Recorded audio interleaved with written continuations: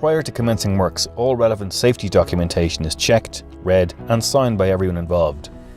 This documentation includes the method statement and safe plan of action. Also, relevant permits are authorised and approved. Before accessing the site, all operatives must ensure that they are wearing the mandatory personal protective equipment: hard hat, high-vis vest, safety boots, safety glasses and safety gloves. Task-specific PPE, such as safety harnesses and lanyards, will be outlined in the method statement. Once the PPE is OK, each operative should visually assess their work area for hazards. Next, exclusion zone barriers with signage are secured around and below all areas of work, prohibiting access by others. By this time, the panels will be delivered to site. These will arrive on stillages and are checked and prepped for loading into the installation zone. The panels are lifted into the Duggan Systems internal storage area, where our operatives manoeuvre them into the building.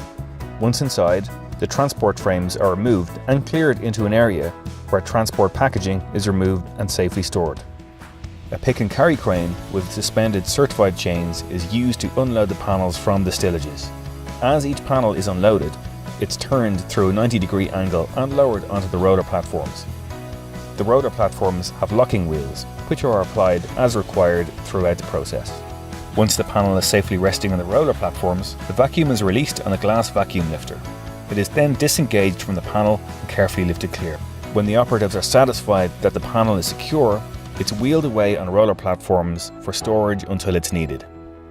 The empty stillages are removed from the storage area using a pallet truck until they are collected by a Duggan Systems operative and removed from the site. When the panels are to be installed into the building, an exclusion zone is put in place for the entire bay concerned. This zone is cordoned off with Harris fencing and signage. A second exclusion zone is put in place at ground level externally before work start.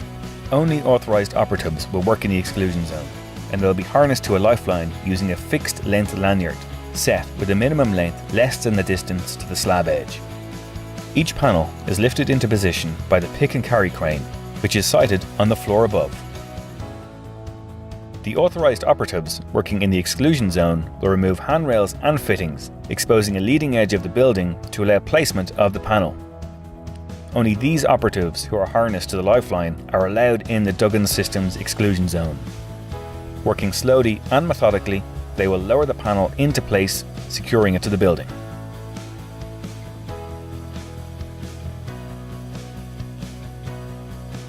The pick and carry crane, sited on the floor above, lowers its block and the lifting beam is attached. The panel is then lifted into position as per the installation plan. Working slowly and methodically, the operatives will lower the panel into place, securing it to the building. All operatives are harnessed to the lifeline when working in the exclusion zone. Everyone will use the appropriate PPE at all times when on site.